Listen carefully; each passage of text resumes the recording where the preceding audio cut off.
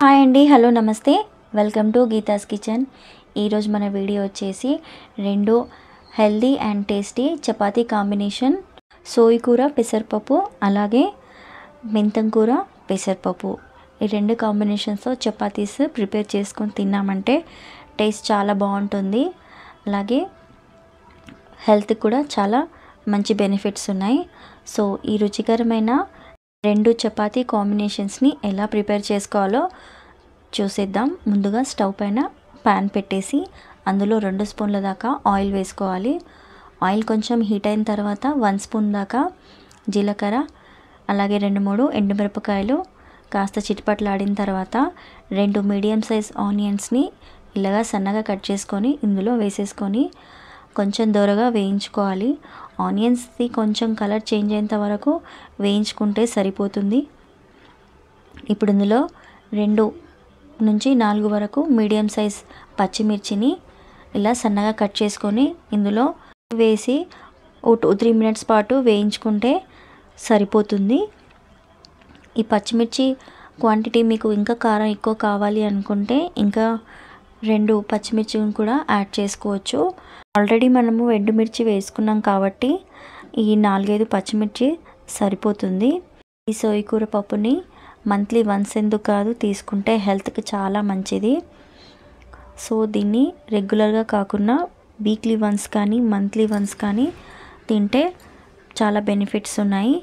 So దీనికోసము 2 కట్టల దాకా సోయి కూరను ఇలాగ సన్నగా కట్ చేసుకొని నీట్గా కడిగేసుకొని పక్కన పెట్టేసుకోవాలి. ఇప్పుడు దీనికి సోయి కూరకు సరిపడా పెసరపప్పు, అంటే నేను 1 కప్పు దాకా పెసరపప్పును తీసుకున్నాను. పెసరపప్పును అరగంట ముందు నానబెట్టేసుకోవాలి. సోయి కూరను ఇందులో బాగా వాటర్ అంతా ఇంకి ఆయిల్ సపరేట్ అయ్యేంత వరకు బాగా సోయి కూరను వేయించుకోవాలి. ఇందులో ఉన్న పచ్చివాసన పూర్తిగా పోయేంత వరకు వేయించుకుంటేనే టేస్ట్ బాగుంటుంది. ఇదిలా వేయించుకున్న తర్వాతనే మనం పెసరపప్పు వేసుకోవాలి. ఈ పెసరపప్పు ప్లేస్లో మీరు కందిపప్పును కూడా యూస్ చేసుకోవచ్చు. బట్ కందిపప్పుని సపరేట్గా ఉడకబెట్టేసి ఇందులో వేసేసుకోవాలి. పెసరపప్పు అయితే తొందరగా ఉడికిపోతుంది కాబట్టి ఒక హాఫ్ అన్ అవర్ ముందు నానబెట్టుకుంటే సరిపోతుంది. ఇప్పుడు సోయి కూర పూర్తిగా ఇలా వేయించుకున్నాం కాబట్టి ఇప్పుడు ఇందులో పెసరపప్పు వేసేసుకుందాము. అరగంట ముందు నానబెట్టుకున్న పెసరపప్పును ఇందులో వేసేసి బాగా ఒకసారి కలిపేసుకోవాలి. వన్స్ ఒక్కసారి మనం ఇందులో పప్పు వేసిన తర్వాత వాటర్ అనేది యూజ్ చేయకూడదు, ఆయిల్లోనే ఉడికిపోతుంది.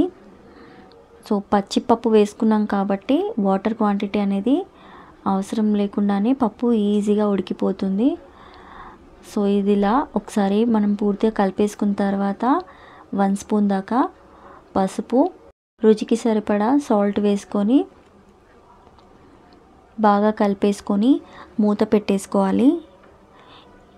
ఈ కర్రీకి చపాతీ కాకుండా జొన్న రొట్టె, రాగి రొట్టె, మీకు ఏ చపాతీ అవైలబుల్ ఉంటే ఆ చపాతీస్తో దీన్ని తీసుకోవచ్చు. టేస్ట్ అయితే చాలా బాగుంటుందండి. ఈ సోయి కూరని ఇలా కలిపేసుకొని 10 నిమిషాల పాటు మూత పెట్టేసేయాలి. 10 నిమిషాల తర్వాత మూత తీసి చూస్తే పెసరపప్పు అనేది ఇలా మెత్తగా ఉడికిపోతుంది.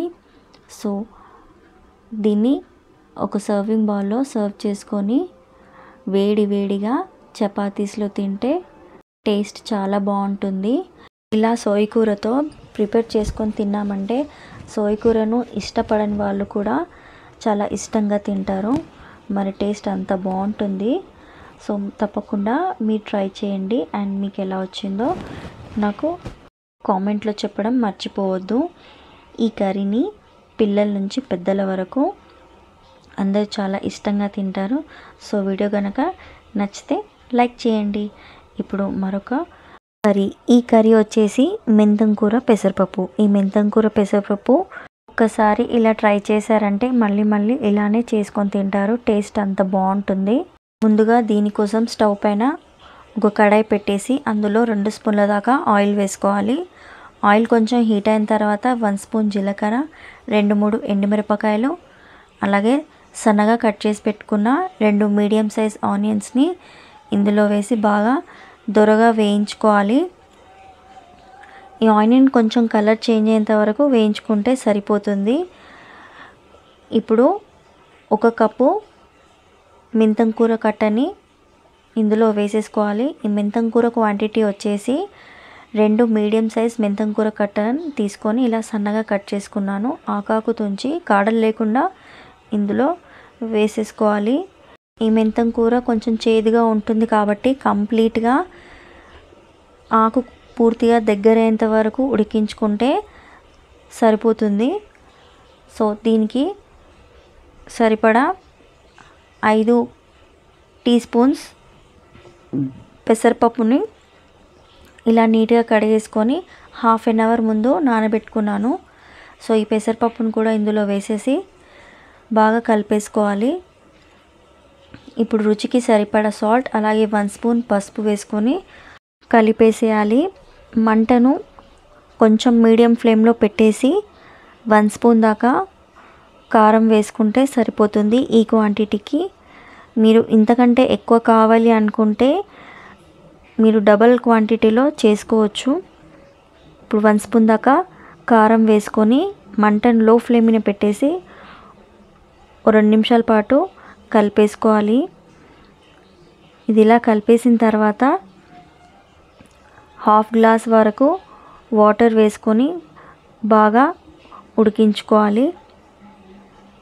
ఇది ఇలా వాటర్ వేసుకుంటూ ఉడికించుకుంటే సరిపోతుంది. ఇప్పుడు ఇందులో కొత్తిమీర, కరివేపాకు వేసుకొని కలిపేసి స్టవ్ ఆఫ్ చేసుకోవడమే. చపాతీకి 2 కాంబినేషన్ కర్రీస్ ఇలా ప్రిపేర్ చేసుకొని తిన్నామంటే అటు హెల్త్ పరంగాను అటు జుట్టు పరంగాను చాలా మంచిది.